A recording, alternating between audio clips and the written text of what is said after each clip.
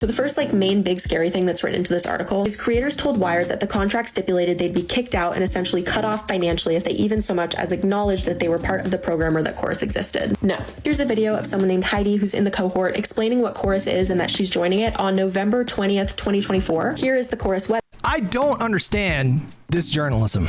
The idea that these people were being paid to not talk about Gaza is not based on anything.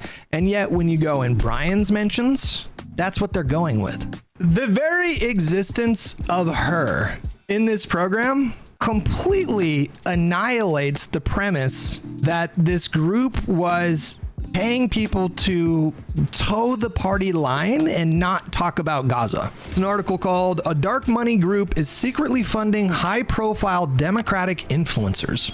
An initiative aimed at boosting Democrats online offers influencers up to $8,000 a month to push the party line.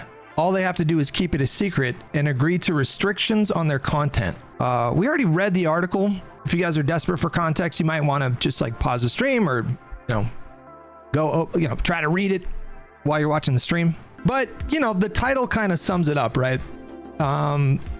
She is alleging that there's this dark money group that pays creators to, quote, push the party line.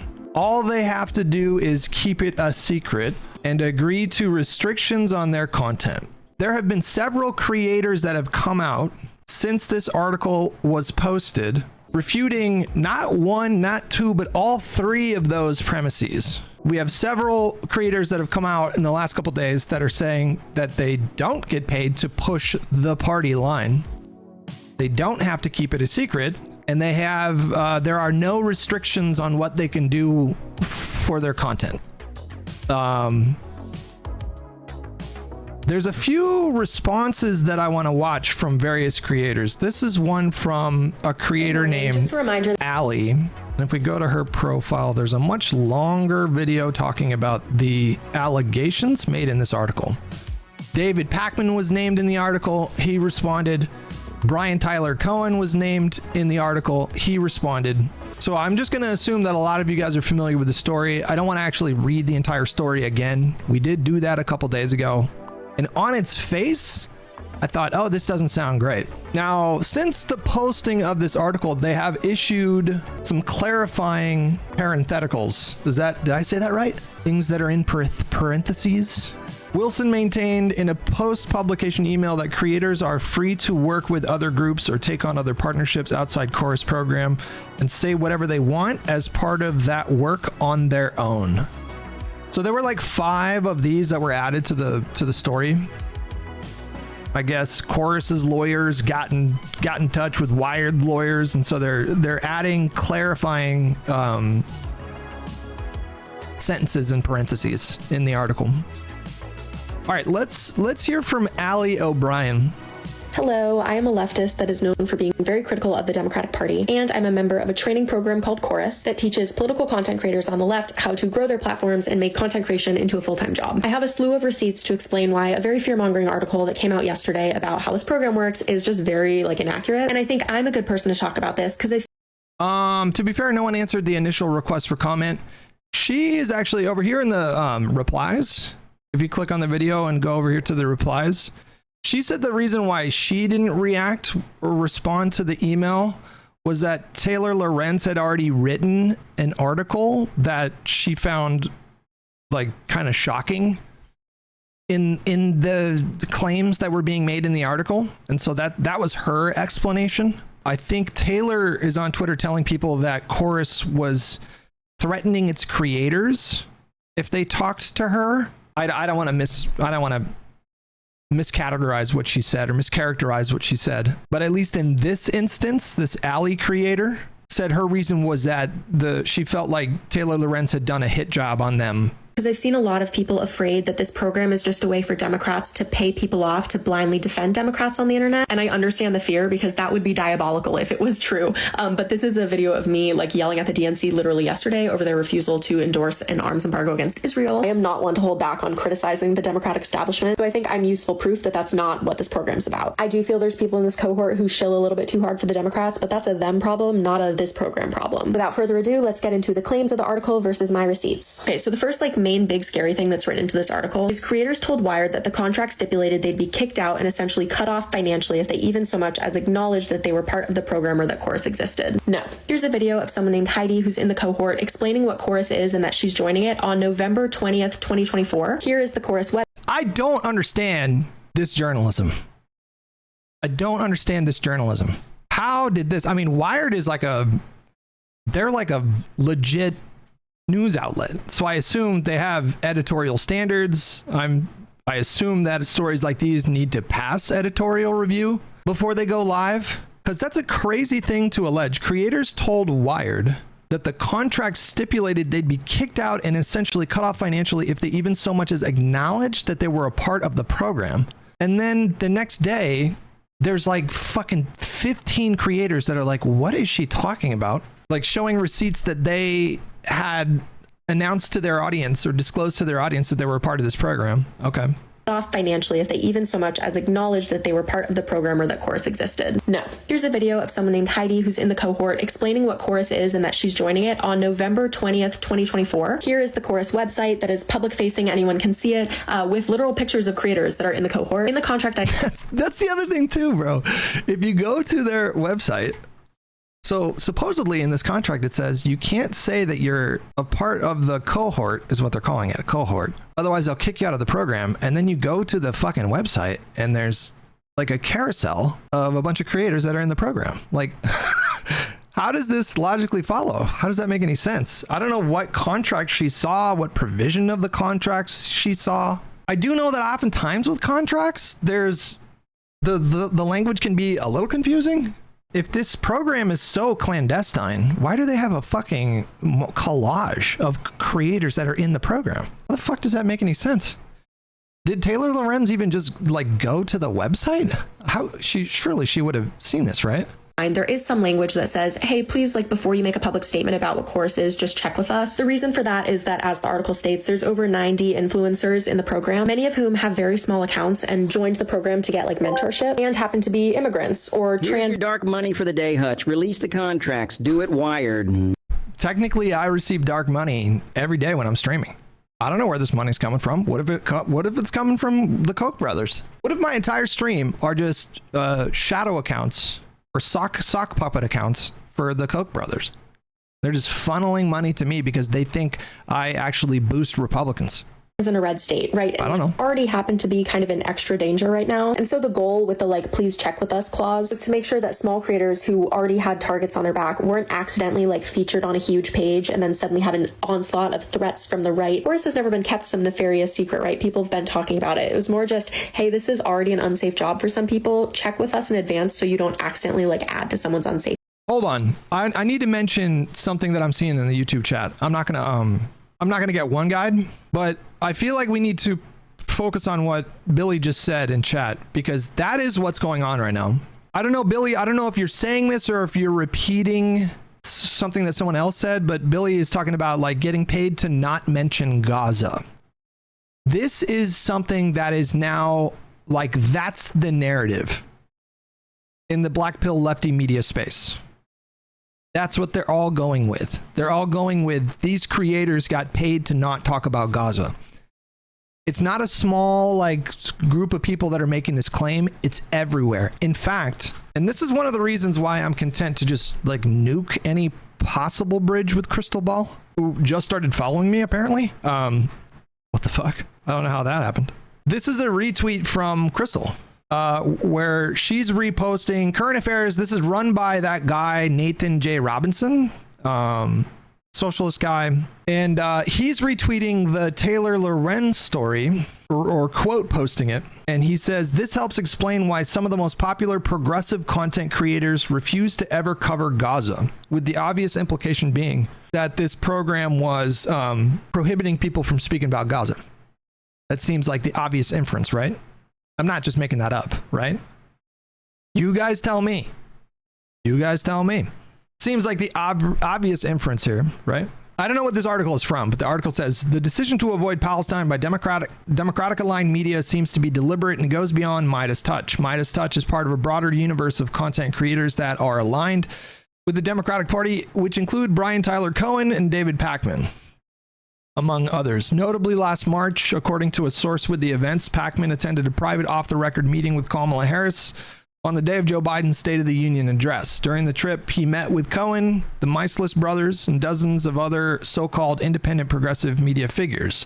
In an internal email, Pakman later told his staff that the content creators at the White House had talked among themselves, and everyone had admitted that they deliberately avoid producing Gaza coverage in order to prevent controversy. One could argue that this is probably a big reason why these particular influences were invited to the White House in the first place. Pakman, for his part, previously asserted that Israel would never waste ordnance on Palestinian civilians, and that he views Congressman Richie Torres, who is perhaps best known for being one of AIPAC's top recipients of funding, as the kind of person who he would like to see lead the progressive movement. So this little caption here, which, I mean, we can get into this. This really, I don't think is all that complicated.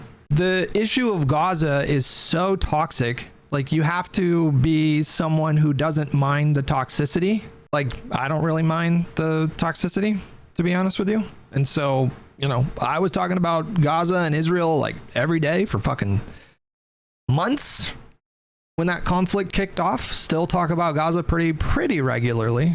We're kind of circling the drain in a lot of ways.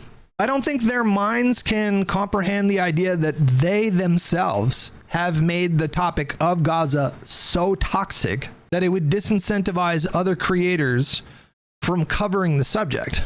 Look what happens if anyone talks about Gaza but deviates from any of the established orthodoxy over there. If you agree with them that Palestinians deserve their own state, but it should be a two-state solution, if you think they're doing war crimes but are uncomfortable calling it a genocide, if you think that Netanyahu belongs in jail for war crimes, but you also condemn Hamas, they will rip you to shreds.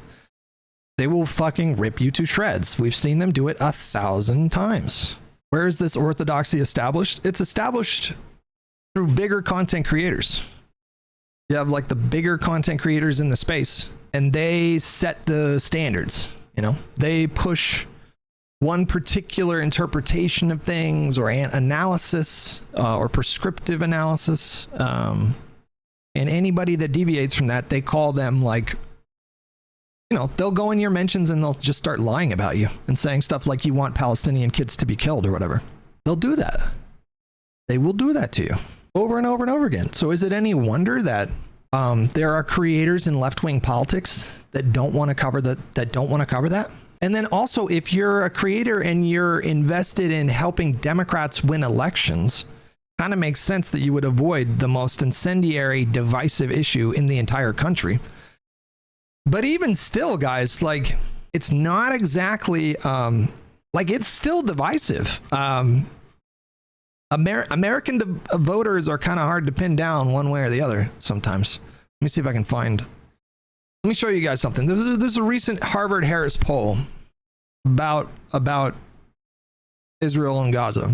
Even within the Democratic Party, this is according to the Harvard-Harris poll. Again, U.S. voters, we don't necessarily make sense all of the time. Like, sometimes we hold positions that seem and kind of, quite frankly, are contradictory. There's recent polling in the Democratic Party that I think it's like, guys, what did the polling say about what percentage of Democrats call it a genocide? It's like a really big number, right? Is it 90%? Is it 80%? I think it's like 92% of the Democratic Party are calling it a genocide. I could be wrong about that. It could be closer to like 70%. Anyways, it's a big majority. The big majority of Democrats. But according to Harvard Harris, which they're a reputable pollster, and they've been releasing polling on Israel Gaza with good deal of frequency for the last 2 years, right? And even with Democrats, guys, 54% of Democrats think that Israel right now should just make a deal with Hamas and end the conflict. But 46% of Democrats say that they should only make a deal if Hamas leaves Gaza. That's pretty divisive. And if you're a content creator and your number one goal is to help Democrats win elections, kind of makes sense why you avoid particular topics. Anyways, there's a few different reasons why people would avoid that topic. But you guys tell me if I'm crazy, okay? Because is the inference of this current affairs quote post, is it not reasonable to infer that he's saying that maybe these people are getting paid to not cover Gaza? Or maybe these people are prohibited from covering Gaza by Chorus? If I'm wrong, I'm wrong. Tell me. Okay. That's not the inference? Well, what's the inference? This helps explain why some of the most popular progressive content creators refuse to ever cover Gaza. What other inference is there here? I'm sorry, I totally disagree with you. What do you think? What do you think it is? What do you think it's explaining? It's that people don't cover Gaza or are specifically getting paid. What do you? Okay, Katie, hang on a second, Katie. Then how is the inference not that these creators have a financial, like a financial interest in not covering Gaza because they're being paid by this group? I feel like you got to my point in a roundabout way. I'm going to get one guide here. I think you're completely off base. I think that's the obvious inference. But that's what they're going with. I don't know. That's and it's just it is extremely disappointing, by the way, to see other lefty content creators that are jumping all over this. They're posting from the Majority Report account about this issue. They're amplifying Taylor Lorenz. They're reposting her stuff here from the Majority Report account. I think it gets worse than that. Hold on, let me find it. Emma Vigeland was reposting stuff from her account as well. They're all running with this story. This is something that I've just been trying to beat over your heads very aggressively in recent weeks. These people are this is war for them. They're waging a total kind of war. They're trying to actively do a hostile takeover. That's what they're doing. Okay, number 2. According to copies of the contract viewed by Wired, creators in the program must funnel all bookings with lawmakers and political leaders through Chorus. No, again, I literally have the contract right here. I'll talk through it in a minute. Somebody said, I still don't really understand what the allegation is. In a nutshell, the allegation is in the, what do you call this, a byline? An initiative aimed at boosting Democrats online offers influencers up to $8,000 a month to push the party line. All they have to do is keep it a secret and agree to restrictions on their content. The long and short of it is that they are being paid to do curated propaganda that is approved by the group that is paying them. That is the main accusation. And then it's now morphed into they are accusing these people of not talking about Gaza because they were being paid by Chorus. That's what it's turned into. She doesn't make that claim in this article. She mentions Gaza. Well, I mean, look, hold on. She doesn't come out and say that. It's about sending a message. She doesn't say that in so many words. What she says on Gaza here is, for years, Democrats have struggled to work with influencers. In 2024, President Joe Biden's White House snubbed several prominent content creators after they lightly criticized the administration over its policies on climate change, COVID, Gaza, and the TikTok ban. I would love to know, because she keeps it very general right here. Several prominent content creators. This is a WAPO article from Taylor Lorenz. I want to know what creators she references in this article, and I want to see if they lightly criticized. I really want to see if they lightly criticized Biden on Gaza and fucking climate change. like, find me one like very progressive or far lefty creator that lightly criticized Joe Biden. Okay. Content creators who challenged Kamala Harris, including Hassan Piker, a well-known influencer on the left, were similarly unwelcome at campaign events.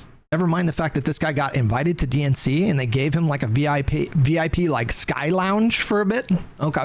Nonetheless, like, why do I need to explain why Democratic Party operatives and campaign managers would be reticent to invite Hassan Piker to their event? Why do I need to explain this? She's making Hassan out to be a martyr in this article. After the Democrats lost in November, they faced a reckoning. It was clear the party had failed to successfully navigate the new media landscape, while Republicans spent decades building powerful and robust independent media infrastructure, maximizing controversy to drive attention and maintaining tight relationships with creators despite their small agreements with Trump. The Democrats have largely relied on outdated strategies and traditional media to get their message out. We don't need to go further than that, but like, the furthest she went referencing Gaza in this article was that there were creators that were, what she says, lightly criticized Biden on Gaza. I would really love to see her version of light criticism. She was kind of careful in how she did the sentence here, because she separated the reference to Hassan Piker. She separated that out from the original claim that there were content creators that were lightly criticizing Biden. She follows it up with content creators who challenged Kamala Harris, including Hassan Piker. So she didn't sort of include him in the whole like lightly criticizing, because that would be insane, right? Mr. Everything with $20, we really need to think about our alliances, because this is getting ridiculous. The far left is not a part of us, and the longer they're here, the worse it gets. I know we're supposed to be a big tent, but these people, right out the airlock, just to be clear. I disagree with Destiny on this. Like, I'm perfectly fine to have a socialist in the coalition. Sock them, socialists. You can call yourself a Marxist. As long as you're pragmatic, then I welcome you. I mean, Destiny was doing this whole thing like a month ago where he was just like any socialist whatsoever should just be kicked out. I think that's way too broad. That's why I try to come up with like a new term, the black pill, right? I mean, I can't think of, like, think about it this way, guys. Like, you guys understand how serious it is to accuse someone of being paid to not talk about Gaza? Do you guys understand how do I want to phrase this? Accusing someone of that in their space is kind of the worst thing that you could accuse someone of doing. It's like one of the worst things that you could do in their minds, because it touches on a couple different things at the same time. Number one, it touches on their sort of like anti-capitalist stance on things. Oh, you're being paid to not talk about Gaza. So it's like corruption and then genocide apologia or genocide denial or genocide denial propaganda.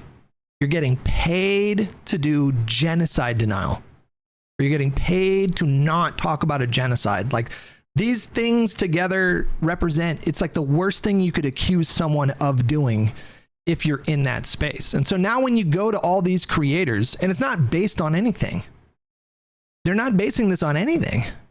The idea that these people were being paid to not talk about Gaza is not based on anything.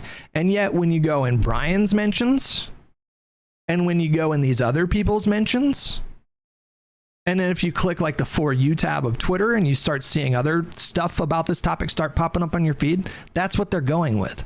That's what these people are going with. That's what Crystal meant when she retweeted that thing from Current Affairs. That is a really intense accusation and smear to level at someone. So when I tell you these people are going to war, they are out for blood. That's what's happening. That's the moment we're in. And people come at my neck because I'm fucking talking about it. People are like, you spend so much time talking about them. This is why. This is fucking why. This is why I'm talking about it. It's obvious what they're doing. We are literally never going to get through this video. I'm just going to try my best to not pause. But first, let me show you this. Here's an email of me. But I do need to... No, I'm just kidding.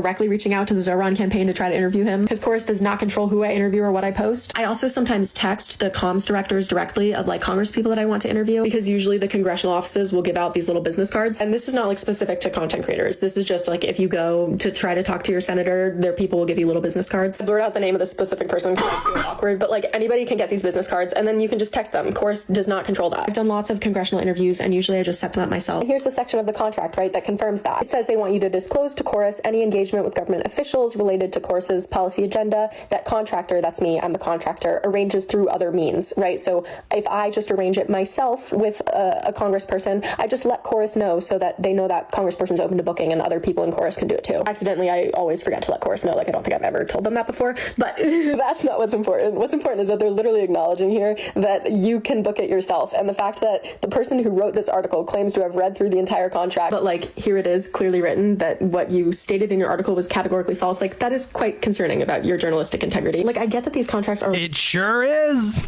long and confusing. That's why people have lawyers and managers to help them, but you don't write an article about it unless you understand what's going on. This whole article is just written like, you know, this group, they have money and so they control them, and it's just like, no, that's not what's happening. If there is someone in this cohort that you are like, they are too much of a shill doing whatever the Democratic Party says, it's not this program that's the reason for that. I don't know how to put this nicely. It's either a personal moral failing by those people or it's a different contract they're under that says they can't criticize Dems, but it's not this one, because I'm under this contract and you can catch me on the daily making fun of Andrew Cuomo. Like, the very existence of her in this program completely annihilates the premise that this group was paying people to toe the party line and not talk about Gaza.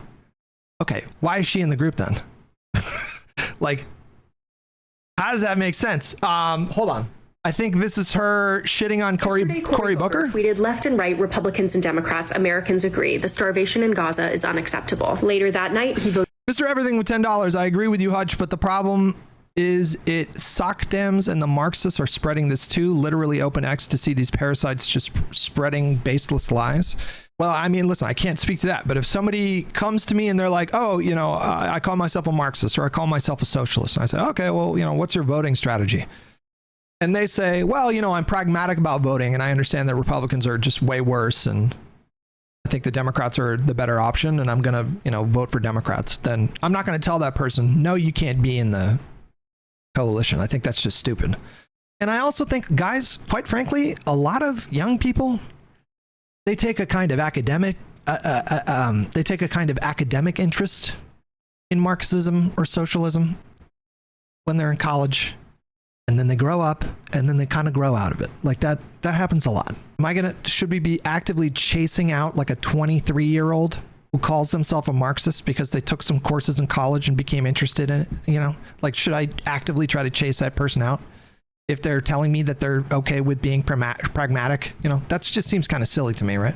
Voted to send more bombs to Israel. Adam Schiff of California tweeted, children are starving, civilian unalivings continue to mount, hostages are still held. The next day, he voted to send more bombs to Israel. Senator— Bro, she is more than shitting on what many people refer to as, you know, the establishment Democrats.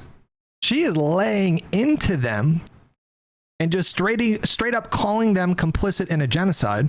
There's another video of her talking about genocide, but you get the point. Like, this is a pretty far lefty creator. This is probably someone whose content that I would not like. To be quite frank with you, I would have to watch a few more videos.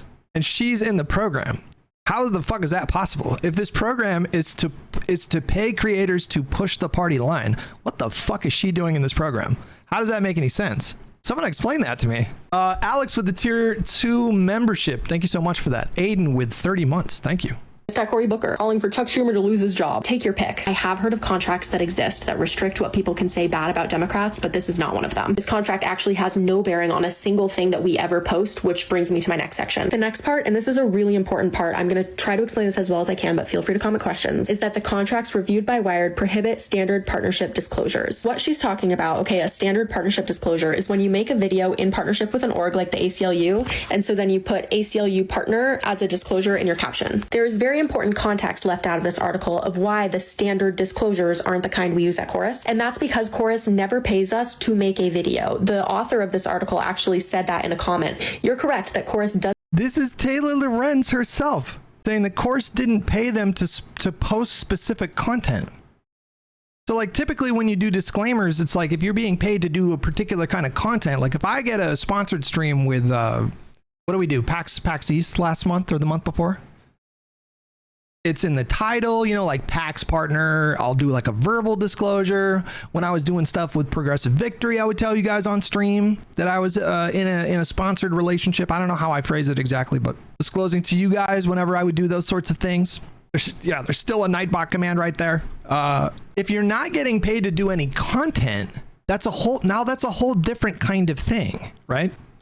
Doesn't pay you to post specific content. Chorus is a training program where I learn things like what lights to buy if I want to film a YouTube video and what policy experts are saying about gerrymandering in Texas and National Guard in DC. So since Chorus is about like personal development and they're never paying you to make a video, of course you're not putting like Chorus partnership in your caption. That's not how that would work. So I don't fault anyone who read this sentence and was like, that is so evil, because a lot of people who consume content don't necessarily know the way that the logistics of like, you know, your partnership labels work. But I am frustrated at the author of this article for not adding like the relevant context here, because she is not supposed to publish an article unless it's been like very fact checked and contextualized, and this was like very misleading. And then I also highlighted this section I accidentally talked about it. Like this sentence here, right? The contracts reviewed by Wired prohibit standard partnership disclosures, declaring that creators will not publicize their relationship with Chorus or tell others that they're members of the program without Chorus's prior express consent.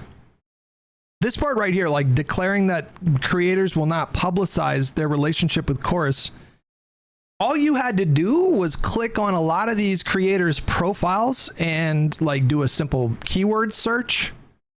Many of the creators had Chorus in their profile, like, you know, partnered up with Chorus or whatever. Like people had it like literally on their public profile when you click on their profile page. Like all you would have had to have done would be like a really kind of minimal amount of like research. If she was given a list of 90 creators, she says it's like 90 creators, and she couldn't find any of them talking about their partnership with Chorus. And all these receipts end up on the timeline yesterday of people like disclosing that they were a part of this. Like clearly that wasn't true, right? If someone's actions result in the enemy's winning, they are effectively your enemy. I mean, that's what I've been saying for fucking years, right? Earlier in the video, creators will not publicize the relationship with Chorus or tell others they're a member of the program without Chorus's prior express consent. This is the protecting small creators part, but also lots of things in contracts are written very strict in case of legal emergency. I've told plenty of people casually that I'm in Chorus, and Chorus does not care. They've expressly told us that that's fine. This is just for if someone does something like diabolically evil and then Chorus has to sue them, and they can just be like, girl, the contract. Like it makes it easier in court. They don't really care about it otherwise. It's not top secret. If you want more examples of people who've publicly talked about Chorus for a while, I'm happy to provide them. Feel free to comment. I just used Heidi's example because I think it's just very.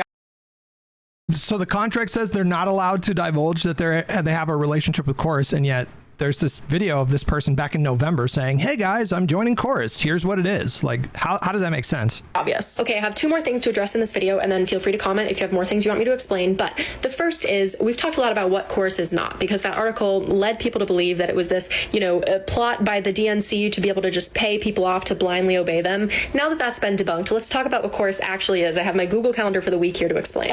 I don't think she's supposed to do this, by the way. I'm almost certain that this would be in the NDA. In fact, I think in the article, it said that they were NDA'd and they couldn't talk about like what specifically they did in the program, which again is completely standard. But if she's trying to do damage control, I kind of don't blame her for violating an NDA, and I really doubt Chorus would take any action for her violating an NDA if she did. Every morning we start off with a news update meeting. Okay, we meet for 15 minutes. I wake up and I'm immediately just told what the news of the day is, and we all get a chance to ask like questions if we want to know how a specific lawsuit is developing or what is Trump expected to do next with the National Guard, right? We're just making sure we're all the most informed. These are very brief. Sometimes they're 5 minutes. Then 3 times a week in the afternoon, we have a more like specific training. On Mondays, we have technical trainings. That's where we learn about a specific platform. So like someone will come and explain how you start a Substack or how you start YouTube long form. On Wednesdays, we have advocacy training, which is where we hear from an expert in a specific policy field. So recently it's been a lot of people who work in like immigration explaining ICE or explaining the logistics of the National Guard, that kind of thing. And then Fridays are a little bit more flexible, and they're optional. I haven't gone to them, so I won't speak on it. And that is the weekly schedule. And the whole point of it is that you're like developing your channel over the course of 6 months so that hopefully by the end of it, you can be your own self-sufficient full-time content creator. Because people who work in politics on social media often have a hard time getting funding. Like it's hard to make it your job, but the right does a really good job of making it people's jobs, such that the political right actually pushes out 500 times as much content as the political left. That's an actual statistic every single day. They are outperforming us in volume. I have a hard time believing that. Does she mean that they get 500 times more engagement? Or it's 500 times more volume? I have a really hard time believing that. How do you even assess something like that too? Yeah, that's my question. How would you even measure that? I mean, that's like, it's just an infinite ocean of content every day. How are you aggregating a sample size? You know, like produced content? Maybe. I don't know. I'm very curious about that claim. Maybe she's right, but I just want to know where they got that. Volume incredibly, because they just make sure that people can do it as a job. That's what this program is trying to accomplish, to counter like the manosphere. Last thing I want to talk about is my belief that the election funding system in this country is like fundamentally broken. And I want to talk a little bit about the logistics of dark money, because it's not really explained in this article. Dark money is when someone does fundraising for the purpose of influencing elections, right? Like giving it to a campaign through nonprofit organizations so that they don't have to disclose the identity of the original donor. So for example, right, we all know that Donald Trump is helping the Cuomo campaign in New York. Now, that's embarrassing for Andrew Cuomo is the problem. So if Trump wants to give money to the Cuomo campaign but doesn't want anyone to know it was him, he can give it to a dark money organization that again gives it to Cuomo, and nobody can trace it back to Donald Trump. I don't like that system. And to be clear, most Americans don't, like, except for the billionaires. We're pretty much all Republican and Democrat, like on the same page that system is really bad. So I was excited to join this incubator program at Chorus for a while. It was the first of its kind on the left. I felt like it was really important for me as a leftist to be there. I mean, this way I can encourage people to be more critical of Israel, encouraging them to push their representatives a little bit harder. To me personally, I find it important to be in rooms with people who are less critical of the system than... This part of the conversation around this article, I think it reminds me of the redistricting effort in California, and how you can find some voices on the left that are saying that California should not resort to the tactics of their enemy. So in this case, California should not amend their state constitution. They should stick to their principles about nonpartisan gerrymandering. But this unilateral disarmament thing is not a tenable position in my mind. I don't know how anyone could defend the idea that we should be principally opposed to certain things that provide an advantage. We don't. This is war. You know, like we are at war with Republicans. We are at war with them. This is a struggle for power, and what they do with that power is extremely consequential. It's extremely bad. It's extremely destructive. People die as a result of this shit. We had 3 CDC directors just resigned the other day because Robert F. Kennedy Jr. decided that he wanted to stack an advisory board within the CDC with anti-vax nuts, and now they're getting rid of booster guidance. They're just taking that off of the. It's just maybe now you're gonna have to jump through. There was a post about it today. Hold on. There was a right-wing guy, Erickson. What's his name? Is it Eric Erickson? Who was it Tommy Vitor that was posting about this? This right-wing guy who, yeah, look at this. This is the consequence of letting Donald Trump win an election. This guy is not a lib, okay? This is a right-winger right here. My wife has stage 4 lung cancer. She's one of the people the COVID vaccine actually helps. I mean, even there, right? Like even there. Lets you know that this is a right-winger, right? Thanks to the current mess at HHS, CBS is unable to get her vaccine. That might seem like not a small deal, but how many people all over the country do you think have serious comorbidities that really do need that protection from the booster shots? And now you have a stage 4 lung cancer patient who can't get a vaccine because of this situation? And it's the same thing with like dark money for these kinds of like media programs. If you can pull more funding from sources who donate those funds to a nonprofit to avoid that kind of disclosure, how does it help us at all to be principally committed to that when you have TPUSA that raised $80 million plus every year? What do you think they're doing with that money? What do you think TPUSA is doing with the $80 million per year? They're attacking the alternative media space, the social media space. They're aggressively targeting Gen Z people. Look at the demographic shifts. Look at the demographic shifts for young people in 2024. You don't think TPUSA had anything to do with that? So we should just ignore that? How do you explain that to me? Explain that to me. If we can pass a law in the future getting rid of Citizens United, or if we can amend the Constitution to get rid of Citizens United and get dark money out of politics, that's great. I'm on board. Probably 90% plus of liberals and leftists agree that we should theoretically get rid of that across the board. But if one side is doing that and the other side is just saying, is just unilaterally disarming and thus foregoing tens of millions of dollars in potential funding that we can use to try to establish a bigger presence in alternative media, what is the nobility in that? What have we gained for our noble, principled position here? I just don't understand. Like, that is just, to me, completely untenable. And I am, because I have the hope of nudging these people into more strong advocacy. And that's not always going to work, but sometimes it does. And so when the leaders of Chorus came to us and they were like, we're finally launching the program, we finally found someone to fund this, it's the 1630 fund. I was like, right, okay, not the biggest fan of their other work. Let me think on this. And obviously I ended up joining, but it was not without serious deliberation with my friends and my family and my... There's more to this story, because the 1630 fund, there was reporting on this, that one of the main funders is the same family. What's the name of the family? It's like older. It starts with an O and ends with an R. But one of the main funders for the 1630 project is this old eBay founder who has billions of dollars. There was some reporting that discovered it. And the same guy started another group to focus on empowering journalists by giving them $8,000 stipend, a $2,000 budget per month to do travel. And guess who is in this program collecting that stipend? You'll never guess. Fucking Taylor Lorenz. Do I need to explain how fucking crazy this is? Her cope is that the specific LLC that was formed to empower journalists, they don't take dark money, but it's literally the same guy who funds that program that she's in also funds the 1630 project. It's insane. Management and the people who run Chorus. And ultimately, I want to sort of lay out for you who may be curious what my thought process looked like. I decided that my distaste for the fact that the 1630 fund funds some, congressional Democrat campaigns with methods that I don't like was outweighed by the potential benefit of a separate program where they have no control over what I say, where I'd be a leftist voice in a first of its kind incubator program for 90 people to combat the manosphere. I was like, you know what? This program is imperfect, but I think that I can do good from it. And I think that the threat of fascism is... And she made the correct decision, by the way. She made the correct decision. You can be uncomfortable with dark money in political spending and at the same time recognize the massive asymmetry between left-wing and right-wing creators in independent alternative media. She made the correct choice. That's what she should have done.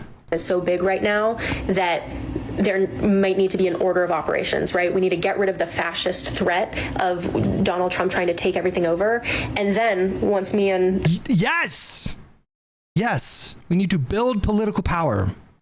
And then once we're in a position of political power where we can do something about these mechanisms that fund political coverage and politicians, then we can do that then. But we have to win elections. We cannot just cede that entire space to them.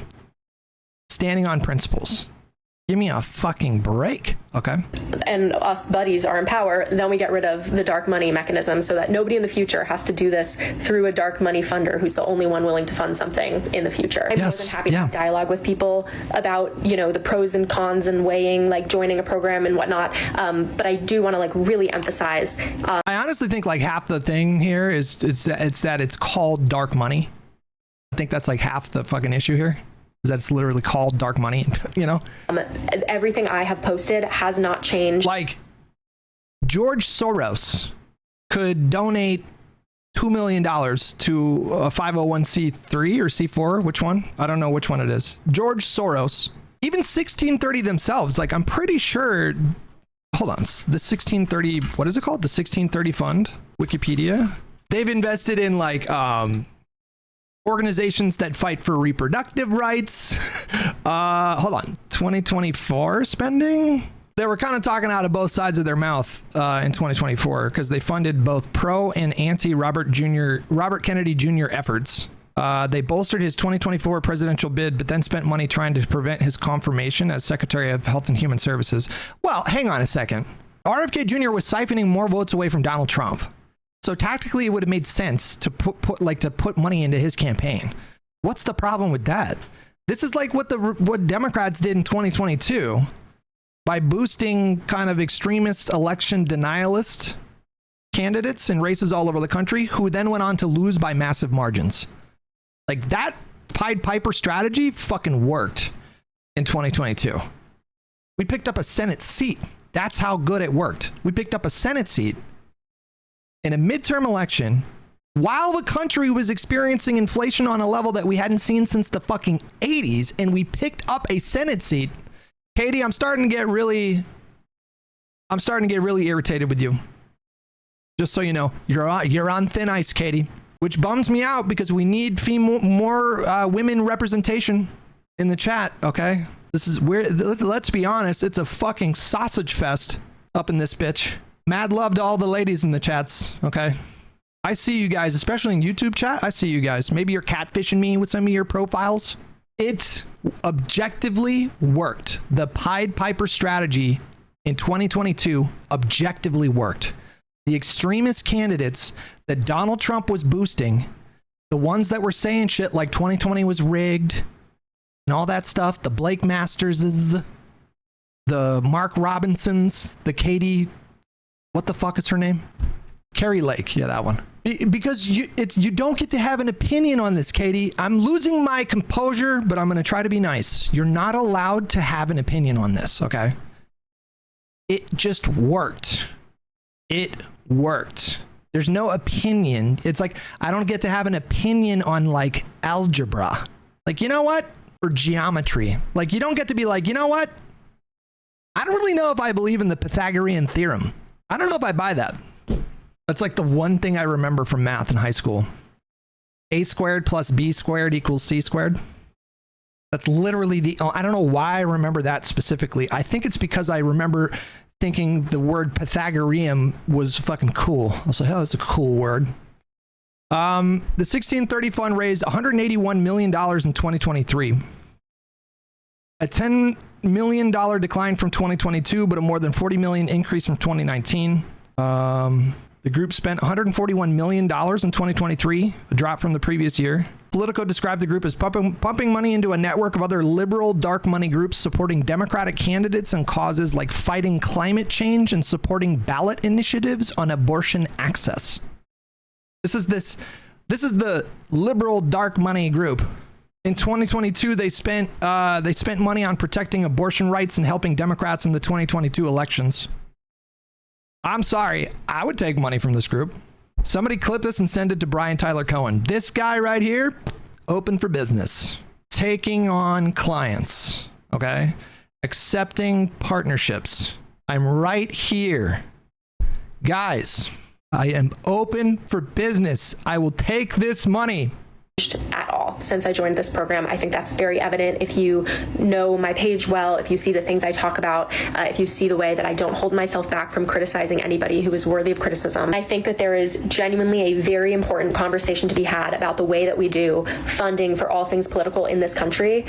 And part of the reason this article frustrates me is because instead of having a very legitimate conversation about that, it was just like a bunch of misinformation, and now we're all just debating facts. It's like taking everyone's attention away from what's like really important and what the real things we should be talking about are, and just making a whole like internet mess. Anyways, feel free to comment any questions that you have. I'll be responding to the comments, and if you have any questions too, like we can respond in the comments with pictures now, so I can probably I can send you specific stuff in the comments, like photos of proof of whatever, you know what I mean? Okay, that's all for now. Bye all. Okay, so that was her response, I wanted to highlight her first because her very existence completely annihilates this, like the central premises of her article.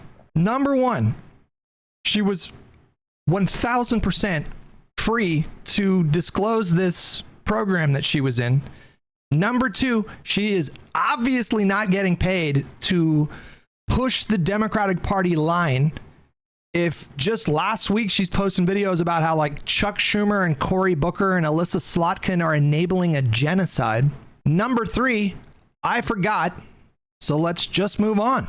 Why is she in the program? How does this make sense? If all this crazy shit that people are saying about these creators and Brian and Chorus, if they're like all paid propagandists to avoid the topic of Gaza, why is she in the program? That seems like a massive oversight. She just slipped through the cracks, I guess.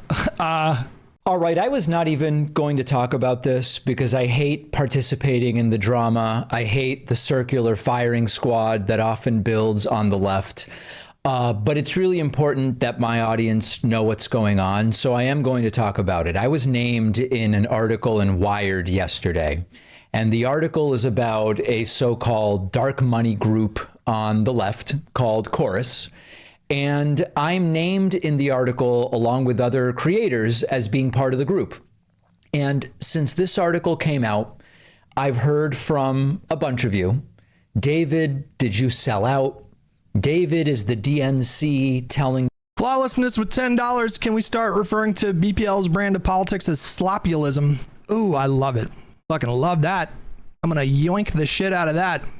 Yeah, that's great, actually. Let's do it. Yeah, everybody, we're doing slopulism when we're talking about these people now. You what to say? How could you do this to us? I knew back in 2021 when you had the following to say that you must have been getting paid by someone, and here's the proof. And I was not even going to give this the time of day, but my relationship with you, my actual audience, is the most important thing. And so I decided to do this segment. I also was told that other creators, like a Twitch streamer named Hassan Piker, were covering this in ways that don't reflect the reality of the situation and are perpetuating falsehoods about what is and isn't going on. Now, I can't speak to the motives of the people that wrote the article. I can. It's war. That's what's happening. The Taylor Lorenzes of the universe. She is just a foot soldier in a larger war. The dirtbag left or the black pill left, whatever you want to call them, they are furious at this moment in time. They're pissed that they have been locked out of power basically forever. They're pissed about what's happening in Gaza. They're pissed about Joe Biden's entire presidency. They're pissed that Kamala lost to Donald Trump. Many of them are not actually pissed about that, but that's another story. They feel like their time is now and that they're owed power. They're totally convinced that the Democratic Party would have a FDR-style supermajority if only they just did everything if only the party did everything that these people say. And more importantly, they feel really emboldened right now because of Mamdani's win and lowering support for Israel in the United States. They feel like they are ascendant. They feel like they have the cards and they have the leverage. And right now they are actively targeting anyone who doesn't follow exactly everything that they say. People that they identify as enemies, like people like David Pakman, people like Tyler Cohen, people who actually have massive platforms and actually use those platforms in an effort to try to build actual political power.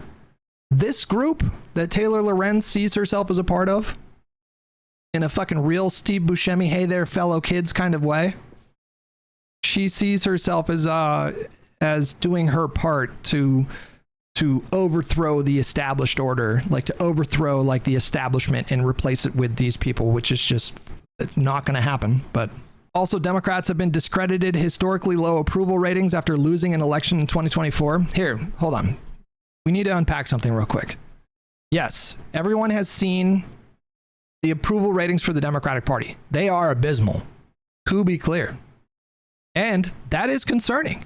If you're the Democratic Party, you can't just ignore that. You have to start addressing some things to build trust back, which is, from my point of view, I think that's what's happening right now. People like Gavin Newsom are doing a really good job of energizing Democratic voters. Do you feel that the Democratic leaders in Congress are doing that? Not Schumer. I mean, here, I think the problem, look, like when we're talking about the House Speaker or the minority leader in the House for Hakeem Jeffries, or if we're talking about the Senate Majority Leader or the Senate Minority Leader in Chuck Schumer, their job is to keep their caucus together. Like, that's the job. Jeffries, his entire job is he has to find a way to keep his caucus, which is over 200 Democrats that serve in wildly diverse districts. And I don't mean like just ethnically diverse. I mean like ideologically diverse. It's his job to keep that party united. And to his credit, he has so far. So I don't have a lot of complaints about Jeffries in terms of what he's doing in his capacity as House Minority Leader.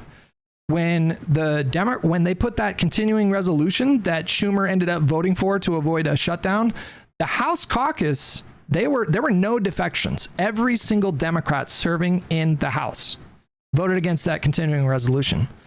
So to me, that's a testament to Jeffries being strong in his position.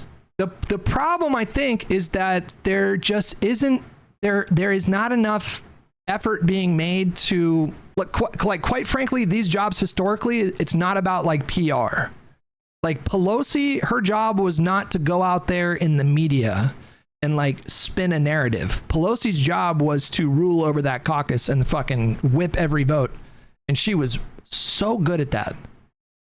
Pelosi was insanely good at that. But that job necessarily involves you're in meetings all day, you're taking phone calls all day, you're trying to navigate really difficult, complex issues. Like, it's not an easy job. But I think in the modern era, you need to have like hybrid politicians that, number one, can do the job that those two do, but number two, also know how to engage in especially alternative media, but also legacy media. Like, it's about building a brand. I know how that is really cringy. It's kind of stupid, to be honest with you. Like, we shouldn't really expect that people like Jeffries are out there. We shouldn't really expect that they have like a savvy fucking PR team. But Donald Trump changed the entire fucking political game. And that's just, I think, a necessary part of politics, at least for the foreseeable future. And on that front, they're doing horribly, like really bad, especially Schumer.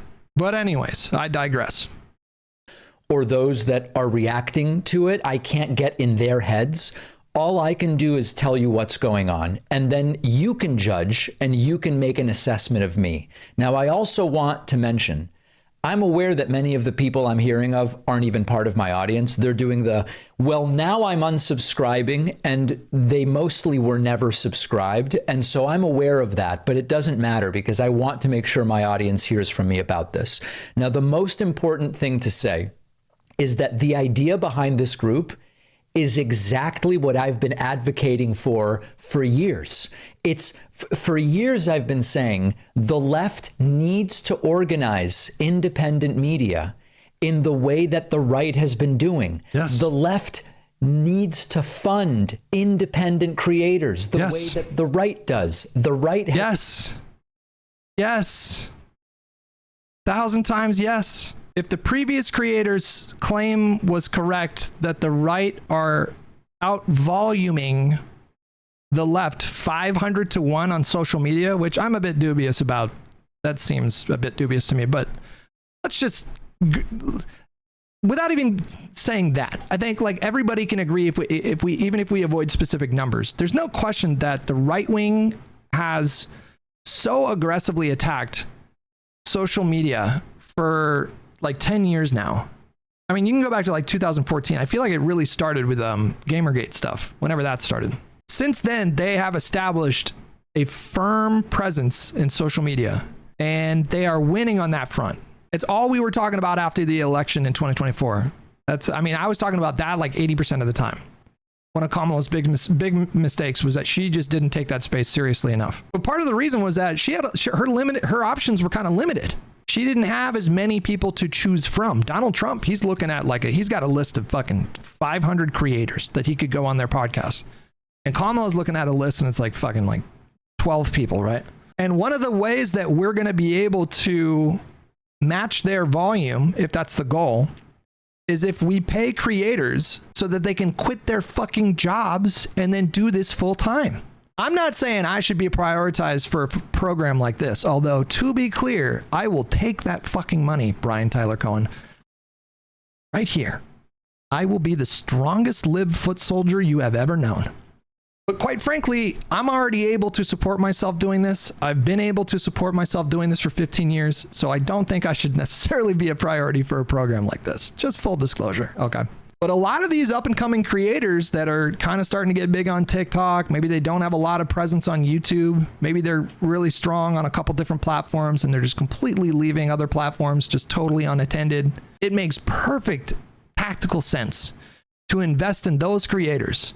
And as this program does, to teach them how to branch out onto other platforms. Each platform, they're going to have a different set of best practices. Things that might help you in the algorithm on YouTube might be completely irrelevant on Twitter or Instagram or TikTok. Learning stuff like proper lighting, you know, like if you have a proper setup with a decent mic and good lighting and a good camera, that stuff can make a difference between somebody clicking on your video and watching it the full way through or clicking away, because some people just don't, they're used to high quality audio and video and stuff like that, and they don't like anything less than that. And so giving creators those kinds of tools so that they can improve their brand on social media and thus expand their reach. Like, these are all things that the left should be doing 1,000%. There is nothing unethical about that. Has won even arguably presidential elections because they're organized with regard to online and independent media. They're killing us. We've been so behind. And this kind of support for creators is exactly what I've been advocating for. Now, the article is riddled with inaccuracies, and they're not minor inaccuracies. First and foremost, this group has nothing to do with the DNC. People writing saying the Democratic Party is telling people what to say. At its base, the group has nothing to do with the DNC, period. Number two. One of the worst things, that's another trigger word for me, by the way. The DNC. That's another trigger word for me, because there's a 95% chance if somebody shows up in your mentions and they're on the left and they mention the DNC in any capacity, there's a good 95 to 99% chance that what follows is going to be something fucking really stupid. First of all, people don't really know what the DNC is. Let's be honest. It's really fucked. It really fucked up the discourse on the left, because people are throwing the DNC out there applied to topics where it has nothing to do with the DNC. People straight up just don't know what the DNC is. They don't know how the party platform, for example, they don't understand how the party platform is crafted.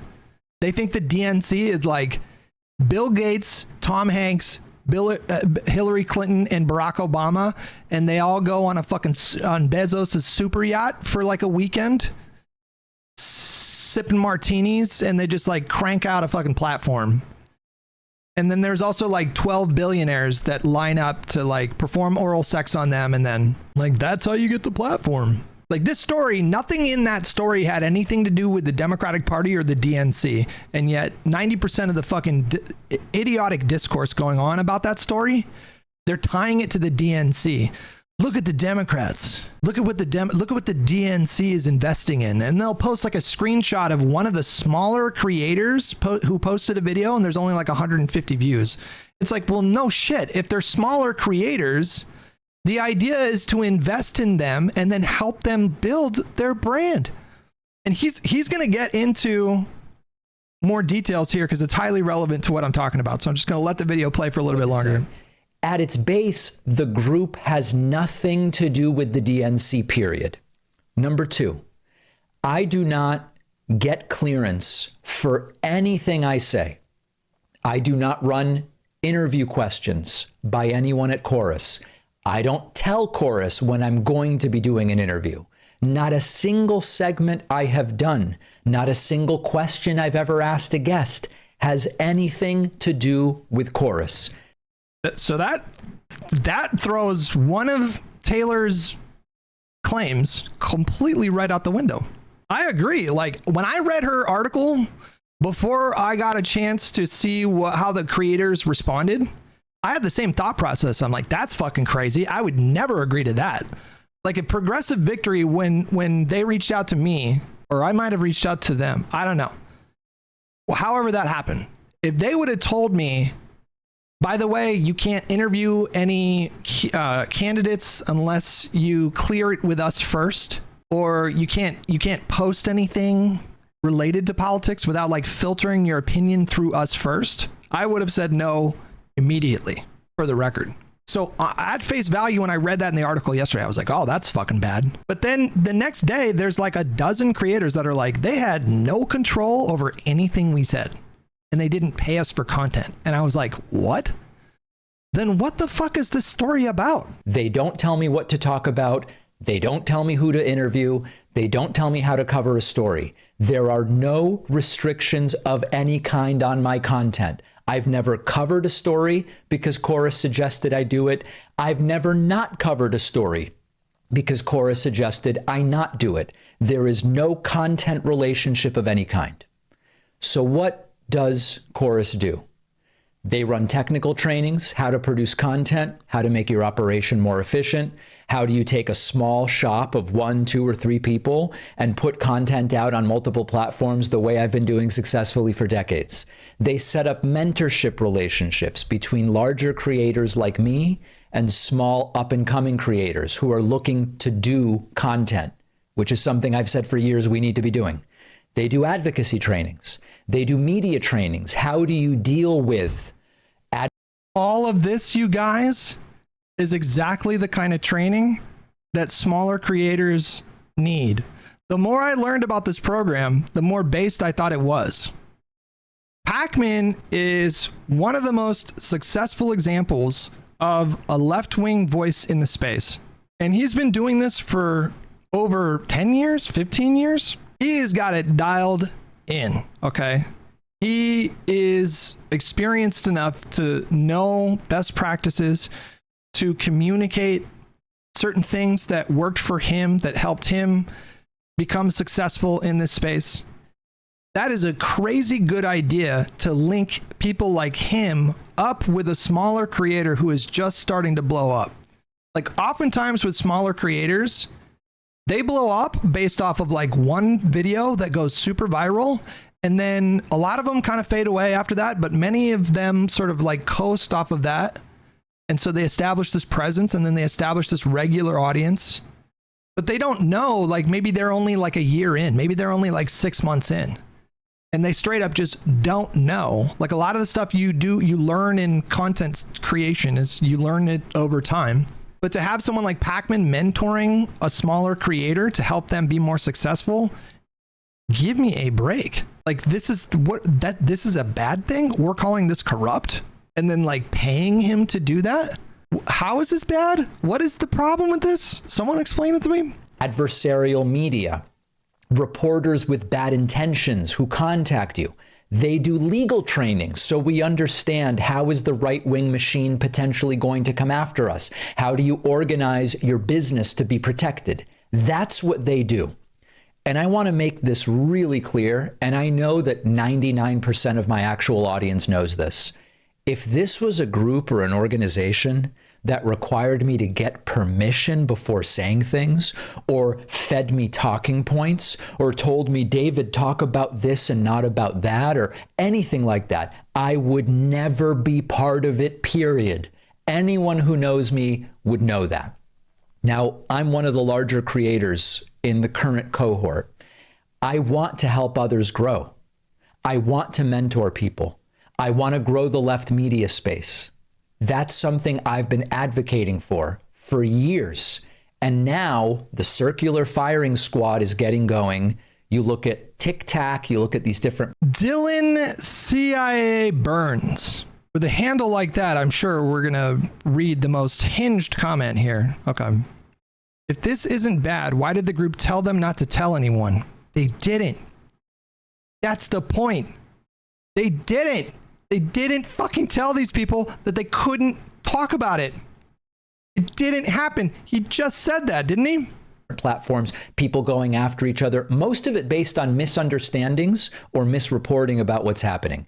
Now, let me go to another aspect of this. I've seen messages like, oh, David, when you said X in 2024, that must have been because they told you to.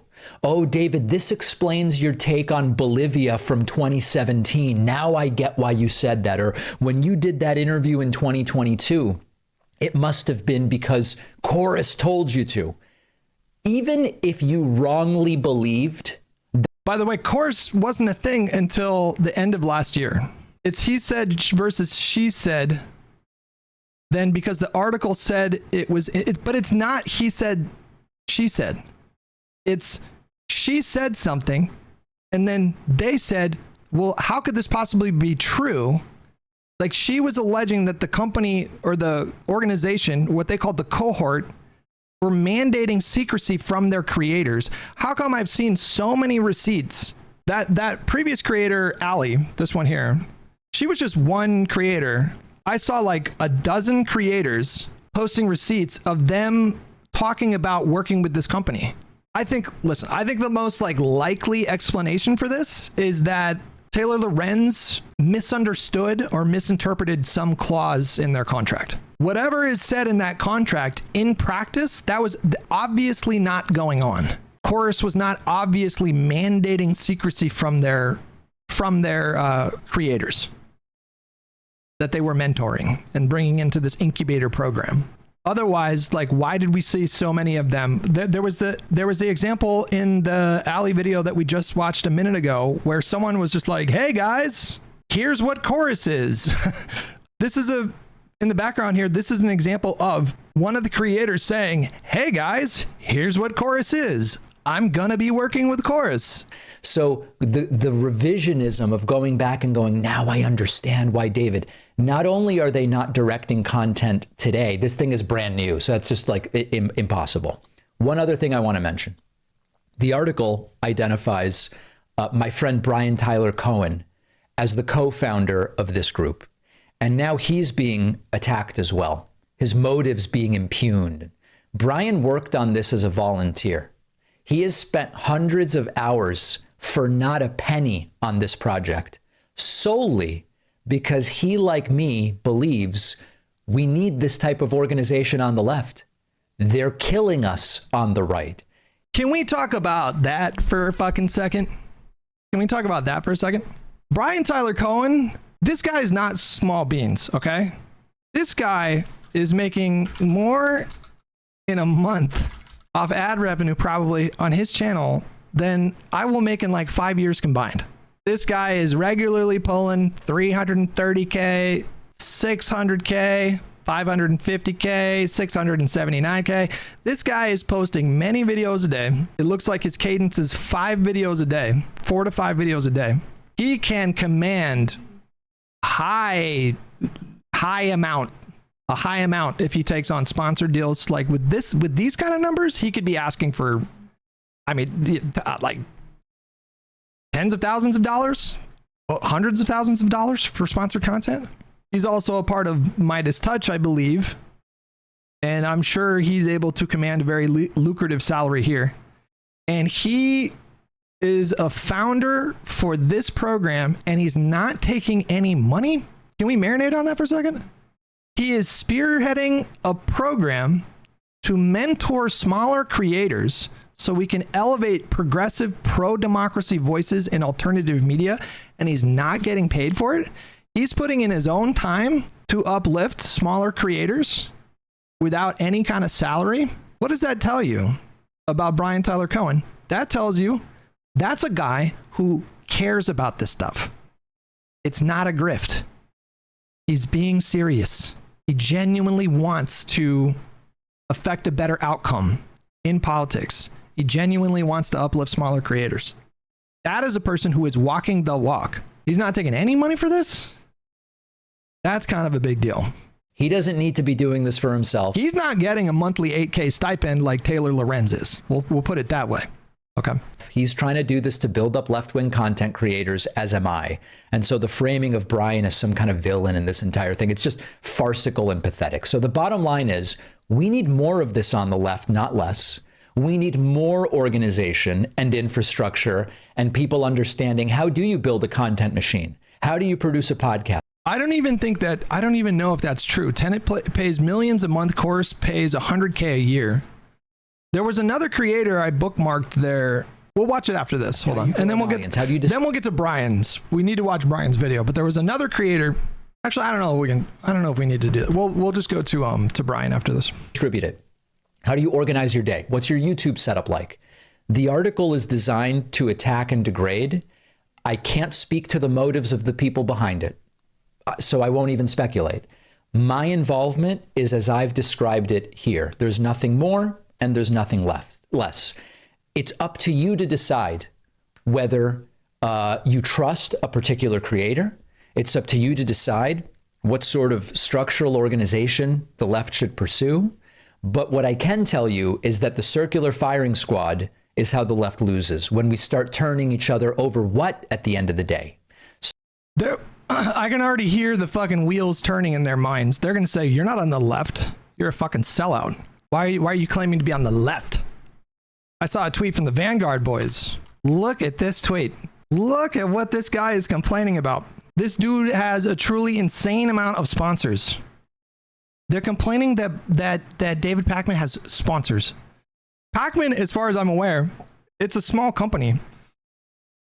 He pays employees like it's a company. Like he has a team. He has people on salary, as far as I'm aware. What are we getting angry about? That they have sponsors? Ground News? This Ground News is fucking everywhere. I saw Ground News being sponsored in a Noah Sampson video. I need to get in on that. Does anyone have a contact for Ground News? Hook a brother up. I will take that money. Private internet access? What a scandal this is, guys. They're complaining that the guy has sponsors. Like, what are we doing here? So Brian responded as well. He's getting absolutely lit up in the fucking replies down here, by the way. There's some support now. Yesterday was a ton of people hating on him. Today looks like there's a bit more support, which is good. This guy, bro, are you kidding me? Are you fucking kidding me? We are so goddamn lucky to have someone like Brian Tyler Cohen, who's in the fight, who is walking the walk, who's doing this like voluntarily with no money. He's straight. How many creators go out of their way to help smaller creators, dedicating like hours of their time every week to helping? How many bigger creators are doing that? That's almost non-existent. It never happens. Everyone is out for themselves on social media, bro. And this guy is dedicating hours of his time every week to build up smaller creators. And this guy's a bad guy? We're going to say this guy's corrupt? At the risk of giving an internet troll more attention, I want to address a piece that Taylor Lorenz wrote yesterday for Wired. An initiative aimed at boosting Democrats online offers influencers up to $8,000 a month to push the party line. All they have to do is keep it secret and agree to restrictions on their content. Literally nothing in this statement is true. The article is about Chorus, which is a nonprofit that I helped found to build up a creator ecosystem, which everybody says they want, but few are doing. So here's what Chorus is. It is a scholarship program to teach creators how to grow their accounts, foster engagement, launch their own shows, and become profitable on their own. It's an incubator program to build the pro-democracy ecosystem. Influencers and creators have never been more important when it comes to how Americans are consuming their news. The right has been doing this for years, and the left needs to catch up. That's why we're doing this with Chorus. So let's talk about what Chorus is and what it's not. Chorus does not pay creators for content, does not tell them what to say, does not control who they talk to or work with, and there is absolutely nothing in the contract that could even be reasonably interpreted to say that we do. Period. Full stop. I don't know a single creator who would willfully sign up for a program that would tell them what they can or can't. That was her entire framing. That was her entire framing. It was this clandestine, dark money, secretive operation to control the content for smaller creators, basically bribing them to toe the party line, to not talk about things like Gaza, to not criticize Democrats. That was the whole accusation. They are going, and it's not just Taylor Lorenz. They're all jumping on it. I've seen tweets from Emma Vigeland, Matt Leck, the Majority Report account, Crystal Ball, Hassan Piker, The Vanguard. Kyle Kalinske, to his credit, I don't think has tweeted about this. I did check. It's kind of crazy. He stopped following me and then Crystal Ball started following me. Like, what the fuck? How did that work out? To his credit, he did not tweet about this, okay? To his credit, he did not tweet about this. So we have multiple big creators in the lefty media space, multiple, amplifying this story that smears Brian Tyler Cohen for what everybody should recognize is a tremendously valuable thing. To have a creator like him, he's a massive creator, okay? Like he's a big creator. To have an asset like him who is willing to work without pay to elevate smaller creators, that's like what an asset that is. And they're all piling on to try to discredit and smear this guy. In Crystal's case, amplifying a post implying that these creators are maybe being paid to not talk about Gaza, which is like, that's like the article itself is already a smear. That's bad enough. To add that on top of it, that is a really disgusting thing to flippantly accuse someone of doing. Being paid to not talk about Gaza. This is like, I don't know what to tell you. This is war. They are waging war. Can't say. That's not what this program is. We pay people to show up to workshops and technical trainings to optimize their content online. For example, we've got trainings on how to package content for YouTube, trainings on how to optimize audience retention for Instagram and TikTok, trainings on how to form an LLC. Again, there are zero restrictions on their content. And by the way, the program works. In just 2 months, our cohort has added a combined 6 million followers, that's not including me, and seen their views and engagement grow. That is the point of the program, to teach creators how to be effective with... Ken Klippenstein, he's another one that's jumping on it, guys. Like, they are declaring war. Like, why, of all the people, Brian Tyler Cohen, this guy never picks fights with anyone. Him and Josiah operate very similarly. They don't go after other creators. They're not doing the shit that I'm doing where I'm like talking shit about these people 24/7. Whatever messages they want to promote. And with regard to keeping it a secret, there is a standard confidentiality clause in the contract. You should read more Chomsky to understand that point. Certain voices are elevated because they follow a pattern, not necessarily because they conform to those standards afterwards. So why is she in the program? Why is she in this program?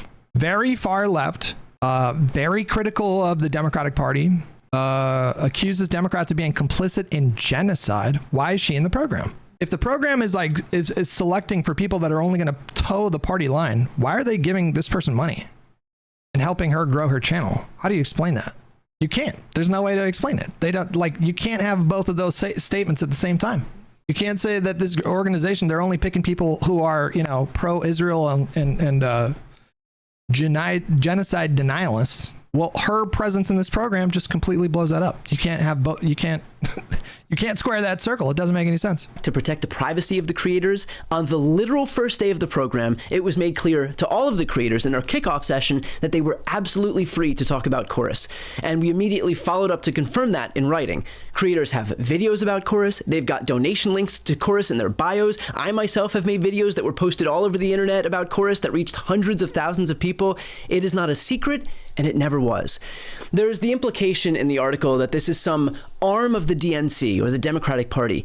We have literally nothing to do with the DNC. I spend 0 minutes of my day thinking about the DNC. The creators do not toe any party line. How could we? There isn't a party line. Creators are absolutely allowed to speak out against the Democrats, and in fact, plenty do. And frankly, Chorus creators should and do criticize Democrats when they suck, and quite often, they do suck. I've seen posts saying that this is APAC funded, which couldn't be further from the truth. I venture to guess that most Chorus creators, myself included on both YouTube and Substack, have spoken out against the atrocities in Gaza. It's insane. It's blue QAnon, bro. It's lefty Alex Jones, bro. Don't know if you have this one lined up, but I've followed her for a long time. She's fucking legit. She's one of the Republican makeup authors. Wait, which one? This is not me apologizing. This is not me convincing. This is not me trying to persuade. These are the objective, irrefutable facts. And if you choose not to believe an entire group of widely respected, smart, credible people over a perpetually disgraced ex-journalist turned beggar for Substack subscriptions, Damn. then I think you are, and I need you to listen to this very carefully, profoundly stupid. Damn. I don't want you following me anyway. Just so we're super clear. So first on Taylor Lorenz, I have never met a more widely hated, universally contemptible person beyond Taylor Lorenz, except for Ted Cruz. I have never met another journalist who respects her. I have never met an interview Damn, she's getting so petty with it. I fucking fully support it, by the way. subject who was not misquoted by her. And this is all widely documented. Taylor Lorenz cannot stand She posted "rest in piss," responding to an article or a tweet announcing that Joe Biden had fucking cancer. She quoted that and said "rest in piss." Okay. content creators, and she doesn't like content creators because she does not stand to benefit from that landscape, despite being a content creator herself. And frankly, I don't blame her. Honestly, if I had spent my entire career trying to be good and relevant and taken seriously at something, only for people to come in who I deem less qualified, do way better, and have way better engagement than me, I would also likely be pissed. Damn. Maybe that's why she's super weird towards me. She made a video about me in February that if What is this? Taylor Lorenz's response to her post about you makes me irrationally mad. I can't quite figure it out. Maybe it's because you aren't begging to go on media outlets. Wait, what? a few people messaged me about, yes, essentially saying that I was begging for media attention, which you wish, babe. My inbox stays full. I'm sorry yours doesn't, but that's not my problem. But then when I was like, wait, what video? She had deleted it, which to me is just not behavior characteristic of a serious journalist. She talked about me to people at a White House Correspondents' Dinner event, but then never came up to me or introduced herself. So she talks a huge game online and not in person, as with most of these people. And there is so much more here. You can Google it. I think that would benefit a lot of you, actually. But that is your source for this article, just so we're starting on the same page. On to the article itself. I have never been paid to make content by Chorus. That has never happened, nor have I broken any guidelines as far as disclosures. Chorus is an incubator program. So think of Chorus as like a hypo program, which I doubt a lot of you are in, or a leader development program, mentor program, etc. That is what Chorus seeks to do. And Taylor very dishonestly framed it as we are secretly getting paid. Let me ask you a question. When you get paid at your job, are you secretly getting paid because it's not announced to the internet? No, you are simply getting paid. I am not required to disclose all of my income streams on the internet. I am not required to tell you if I am getting paid unless it is sponsored content, which it is not. It goes back to the quote, everything feels like a conspiracy when you don't understand how anything works. I am not obligated to tell you what stocks I trade. The only time I am obligated to tell you when I have been paid for something is when I am doing sponsored content and the law otherwise says so. She said that we were not allowed to say that we are in Chorus when other creators have already shown that they have very clearly talked about Chorus. I have not talked about Chorus for the simple reason of what the fuck would I say beyond, hey guys, today I sat on a Zoom meeting and learned how to make YouTube thumbnails more visually appealing. And Taylor acknowledged this herself later on. So if some of y'all pretend that your issue is disclosures and then it turns out that we didn't break any rules about disclosures, what you are actually mad at, and I need you to be honest about this, is that creators are making money. That you don't think that we should get paid for the work that we do. And I will never apologize for making money. Best wishes and high fives don't pay my bills. When did I take a vow of poverty? I am not a Jesuit priest or By the way, this is the same exact line that Hassan says, by the way. Just want to be clear. It says socialism is not a poverty club. You know. monk. What about me told you that I didn't care about money? Because now I'm getting all these comments, oh, you switched up, oh, you're such a sellout. Let me ask you something. What did I switch up about? What did I used to say that I am not saying anymore? What position did I drastically change? I have always been an entertainment-first comedian who talks about, amongst other things, making fun of MAGA politicians, making fun of MAGA, and making fun of the far left. If you genuinely think the problem is content creators making money and not all the atrocities being committed in this world, then congratulations. The propaganda worked on you too, and you are an incredibly useful idiot. I personally love the scorched earth tone. I think that's how you have to, like, you really have to be like strong in the response, which fortunately that's what I've seen. Like, I haven't seen people, like, every reaction to this article from the creators that I've seen so far have been pretty forceful. She's obviously taking it to a whole new level of cattiness, but I'm fucking here for it, to be honest. Something else, do you honestly think, with all of the lawyers in the group, Elizabeth Booker Houston, Eliza Orland, Aaron Parnas, to name a few, that we would sign contracts that required us to participate in unlawful activity, like doing sponsored content without disclosing it? Do you think me, as someone who worked in finance for 10 years and is represented by some of the best lawyers, best talent agencies in the world, would do that? Why would that make sense for me? For the amount of $8,000 a month, which of course some of you say is too much and some of you say is too little. So again, y'all need to tighten up your messaging. Maybe get funded by dark money. I don't know. And the lies. There you go. That's bro. I fucking just no notes. This is the perfect response. Out of this from extremists on the left and right is genuinely terrifying. I have never been paid by AIPAC. I have never posted anything I didn't believe. Nor have I ever been approached by an organization. She's now in the elite club of content creators who have been accused of, dude, I still get it. I get it every day. I get it every day, you guys. I've just been leaning into it, like fully leaning into it. I get accused of taking $2,000 to push Israeli talking points. I tell people, actually it was 200 grand and Mossad paid me directly. Okay. Get your facts straight, Jack. I get paid. I get every day. There's someone in my mentions saying like, aren't you the guy that got paid by Israel to do Hasbara talking points? It's Alex Jones. This shit is left-wing Alex Jones. It's no different from that. It's the same brain rot from a different perspective. These people are insane, you guys. Who wanted me to say things that I didn't actually believe in, because why would they hire me if I had previously said things that counteracted the message they're trying to get across? That would be like Maybelline doing a brand deal with someone who doesn't wear makeup, or Olaplex doing a brand deal with Marjorie Taylor Greene. I've never taken money from the DNC. To be abundantly clear, I would. If they wanted to pay me to go to the DNC, I would go. 100%. Like if I got hit up by someone at the DNC, which I don't even know, do they do that? Does the DNC fund like alternative creators to go to the convention? They might do that. If they called me up and they're like, hey, we'll pay you $4,000 to go to the DNC, I'd be like, send me the fucking, email me the ticket. I'm there. Let's go. In a heartbeat, I would take that money. Are you fucking kidding me? And it would be disclosed. And I found this disclaimer in her Substack super interesting because it says right here she has no institutional investors, and yet she is a part of a cohort similar to Chorus that is funded by, wait for it, the exact same people. So again, it's crazy. It's so crazy. In the article, she mentioned specifically these creators are getting an $8,000 stipend, and it comes from, you know, this 1630 fund. And then the 1630 fund are funded by, I got to do like a fucking float. I got to get a whiteboard and explain it.